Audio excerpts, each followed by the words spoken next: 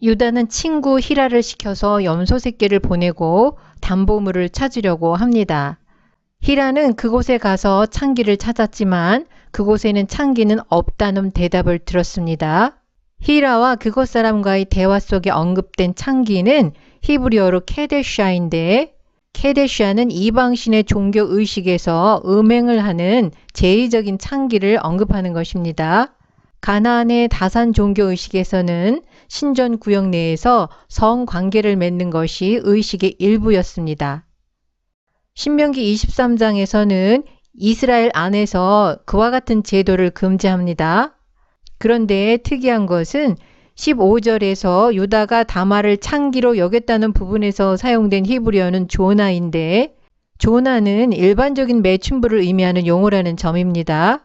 조나에서 케데샤로 바꿔 부른 이유는 아마도 유다가 히라에게 성전 창기와 관계를 맺었다고 말했거나 아니면 히라가 의도적으로 부끄러움을 피하기 위해서 케데샤라는 용어를 사용했을 가능성이 있습니다. 이것은 가나안에서 일반 매춘부보다 성전 창기와의 관계가 덜 부끄러운 일이었음을 암시합니다. 유다는 더 이상 찾다가는 부끄러운 일을 당할까봐 귀중한 개인적인 물건 찾는 일을 포기합니다. 그로부터 석 달쯤 뒤에 며느리 다말이 행음하였고 그 행음함을 인해서 임신했다는 소식을 듣게 됩니다. 유다는 다말을 끌어내어 불사를 하고 선고를 내립니다. 다말이 친정 아버지 집에 거하고 있을지라도 가장의 권위로 유다는 다말에 대한 생사 여탈권을 행사하고 있는 것입니다. 다말의 신부는 수혼 의무자를 기다리고 있는 것입니다. 따라서 수혼 의무자 이외의 성관계는 간음에 해당합니다. 이러한 범죄는 성서에서 죽음에 처하는 범죄로 규정하고 있습니다. 성적인 범죄에 대한 일반적인 형 집행 방식은 사람들이 돌로 쳐서 죽이는 것입니다. 불에 태워 죽이는 방식은 레위기에서 아내와 장모를 함께 데리고 산 경우와 제사장의 딸이 행음한 경우만 언급되어 있습니다. 유다의 극단적인 명령은 그 시대의 가나안의 관습을 반영한 것일 수도 있습니다. 다말은 끌려나갈 때 시아버지 때문에 임신했다고 주장하지 않았습니다. 사람들을 보내서 유다가 부인할 수 없는 담보물을 보여주는 간접적인 방법을 택해서 유다가 망신당하는 것만은 피할 수 있었습니다. 이 물건 임자로 말미암아 잉태하였나이다. 청컨대 보소서 이 도장과 그 끈과 지팡이가 네 것이니까 한지라. 유다가 그것들을 알아보고 가로되 그는 나보다 옳도다. 내가 그를 내 아들 셀라에게 주지 아니하였음이로다 하고 다시는 그를 가까이 하지 아니하였더라. 유다는 다말이 보낸 물건들을 알아보고 그는 나보다 의롭다고 인정합니다. 다말은 그녀의 죽은 남편에게 상속자를 주기로 결심했습니다. 셀라를 통해 남편의 상속자를 얻을 수 없다면 유다를 통하는 길밖에 없습니다. 다말의 계획의 위험성은 그녀가 얻을 수 있는 어떤 이익보다 더 큽니다. 시아버지 유다의 권위 아래에 있는 다말이 그녀의 친정아버지 집에서 임신한다는 것은 목숨을 거는 일입니다. 유다의 가정이 반복해서 다말에게 나쁘게 대했는데도 불구하고 다말은 죽은 남편의 혈통을 이어주기 위해서 자기 목숨을 위태롭게 한 것입니다. 이것이 바로 다말의 의로움입니다. 그리고 이것이 유다와 다말 이야기에서 배워야 할 가장 중요한 교훈이기도 합니다. 이와 같은 다말의 행동은 유다를 흔들어서 변화를 가져옵니다. 그는 나보다 의롭다라는 유다의 외침은 유다의 인격의 변화의 출발점입니다. 다말의 의로움에 대한 유다의 인정이 창세기 37장에서 50장 전체의 의미를 이해하는 핵심 역할을 하고 있습니다. 그래서 요셉을 팔아버린 이야기 바로 뒤에 유다와 다말 이야기가 위치한 것입니다. 다말에게 죄가 없다고 인정되었음이 분명합니다. 여호와께서 이 소년 여자로 내게 후사를 주사 내 집으로 다말이 유다에게 낳아준 베레스의 집과 같게 하시기를 원하노라.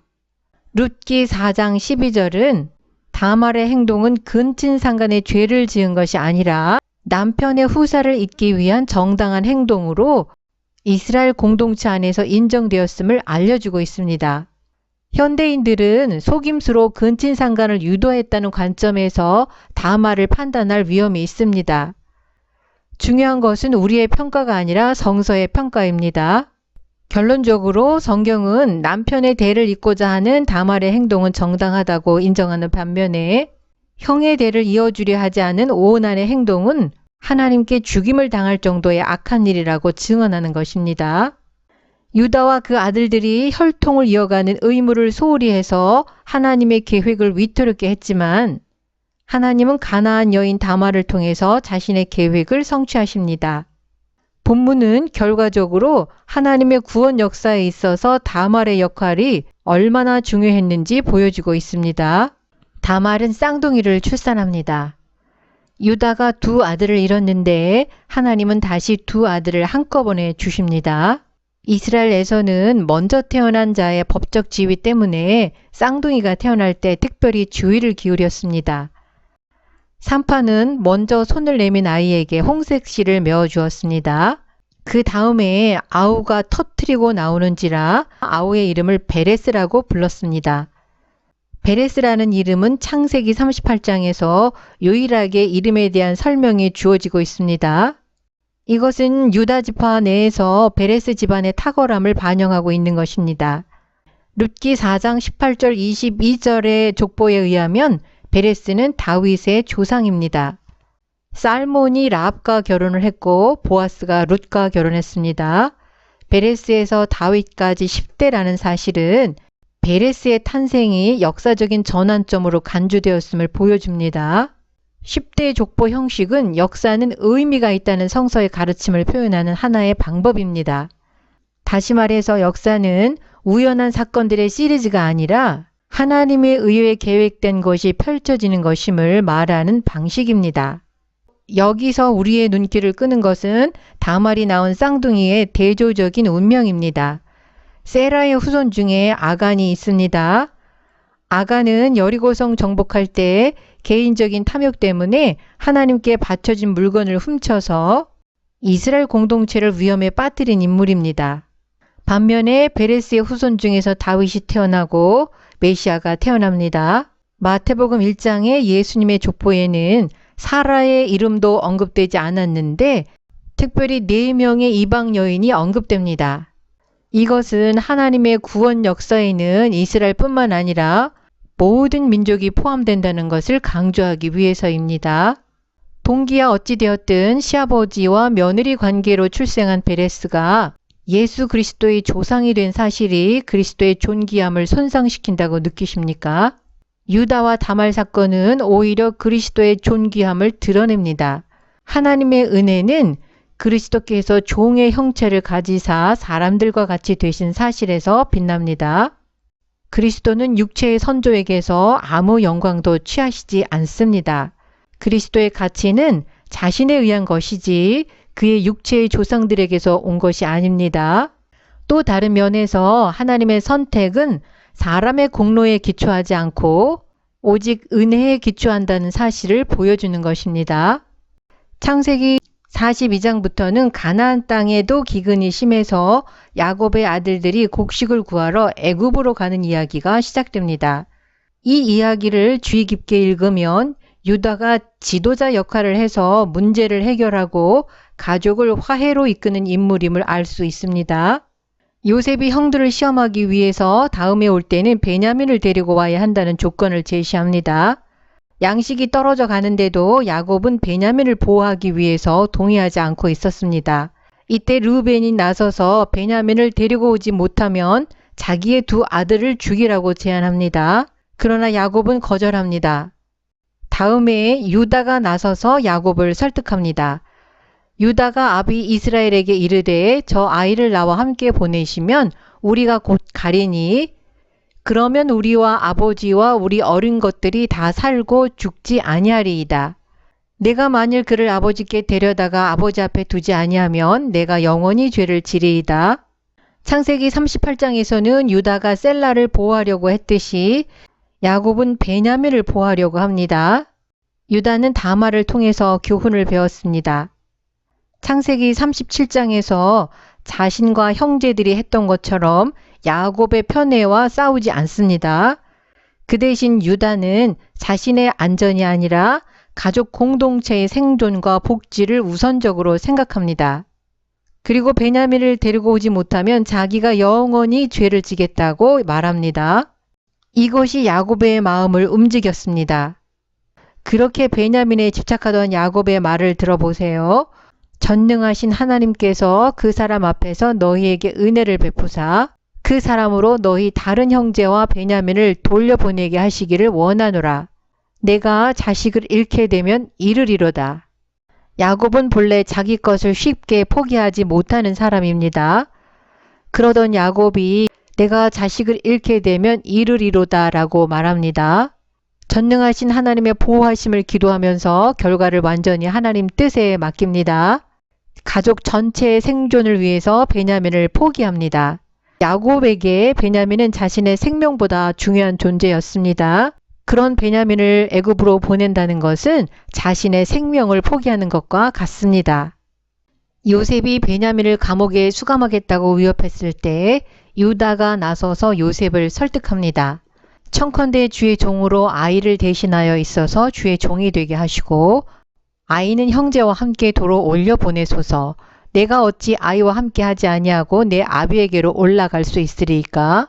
두렵건대 제 해가 내 아비에게 미침을 보리이다. 베냐민에 대한 야곱의 편애가 형제들의 시기의 대상이 되지 않았습니다. 오히려 연로한 아버지를 걱정해서 베냐민에 대한 책임을 주장합니다. 유다는 마지막으로 베냐민을 대신해서 자기의 생명을 담보로 제공합니다.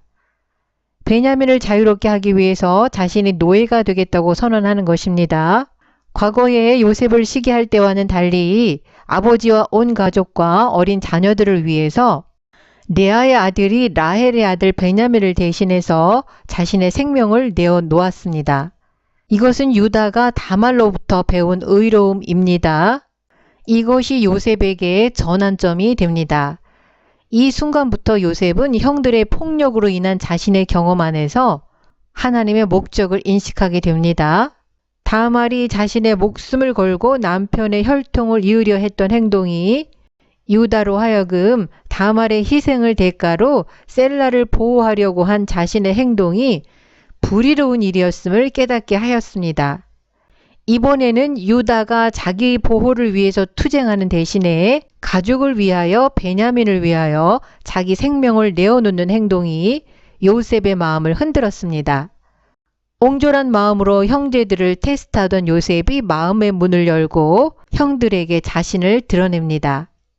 야곱 가족의 갈등은 요셉의 꿈이 야기한 통치권과 종의 직분에 대한 형제들의 투쟁에서 비롯되었습니다. 가정의 생존과 화해는 이러한 종류의 파괴적인 지도권 투쟁을 거부함으로써 성취됩니다. 다시 말해서 하나님이 선택한 가정의 안녕과 번성은 가족을 위해 자기를 포기하는 것에 의해 이루어진다는 것입니다. 중요한 것은 이러한 변화가 다말에게서 시작되었다는 점입니다. 남편의 후사를 잇기 위한 다말의 자기 포기는 하나님이 선택하신 가정 안에서 벌어진 통치권 투쟁의 한 가운데서 의로움의 모델이 되었습니다. 다말의 의로움은 유다의 변화를 가져왔고 유다의 자기 포기는 요셉의 변화를 가져왔습니다. 창세기 49장 유다에 관한 유언 부분은 그의 형제들 위에 권력을 행사하는 왕의 모습을 그리고 있습니다. 유다야 너는 형제의 찬송이 될지라 내 손이 내 원수의 목을 잡을 것이요 내 아비의 아들들이 내 앞에 절하리로다. 홀이 유다를 떠나지 아니하며 치리자의 지팡이가 그 발 사이에서 떠나지 아니하시기를 실로가 오시기까지 미치리니 그에게 모든 백성이 복종하리로다. 요셉의 꿈에 대한 형제들의 증오심은 바로 절하다라는 동사에 의해서 야기되었었습니다. 그런데 야곱의 유언 부분에서는 요셉이 아니라 유다에게 형제들이 절한다는 말을 듣게 됩니다. 야곱은 요셉을 편애했지만 왕은 요셉이 아닌 유다를 선택합니다. 죽음의 자리에서 족장들의 유언은 예언의 성격을 갖습니다. 그래서 야곱이 아버지의 마지막 축복을 받기 위해서 속임수까지 사용했던 것입니다. 더 높은 차원에서 하나님의 섭리가 작용했지만 그럼에도 불구하고 유다를 왕으로 선택한 사람은 야곱입니다. 8절과 9절에 의하면 유다는 전쟁을 승리로 이끌어서 형제들 가운데에 주도권을 확보한다는 것입니다. 이와 같은 유다에 대한 묘사가 폭력적인 왕권과 백성들에 대한 억압을 의미하는 것일까요? 유다의 왕적인 정체성을 상징하는 지팡이가 다말에게 넘겨진 후에 진정으로 유다의 것이 될 수 있었다는 사실을 기억해야 합니다. 창세기 37장 50장 전체의 문맥에서 볼 때 유다의 왕적인 인격을 형성하는 것은 사자 같은 폭력이나 백성들의 조공과 복종이 아니라 그의 가족 전체를 위한 유다의 자기 포기입니다. 그리고 이와 같은 자기 포기는 유다가 다말에게서 배운 것입니다. 위에 있는 추천 영상에서 보았듯이 야곱의 허리에서 나올 왕들은 군림하는 대신에 신하들을 위해서 자기의 생명을 걸어야 합니다. 창조를 회복하시려는 하나님의 계획은 하나님이 선택하신 야곱 가정이라는 소우주 안에서의 회복의 수단과 불가분의 관계를 갖고 있습니다. 소우주 안에서 회복은 의로움에 의존합니다. 창세기 37장에서 50장에서 보여주는 의로움은 다른 사람들을 위해서 자기 목숨을 내어놓는 것입니다. 유다의 후손으로 오실 메시아는 많은 사람들을 위해서 자기 목숨을 내어놓으심으로 인해서 사람들과 하나님과의 관계를 회복하고 궁극적으로는 창조를 회복하실 것입니다. 노예로 팔렸던 요셉이 애굽의 총리가 되었다는 이야기가 아주 드라마틱하기 때문에 그 사건에만 우리의 시선을 고정시킵니다.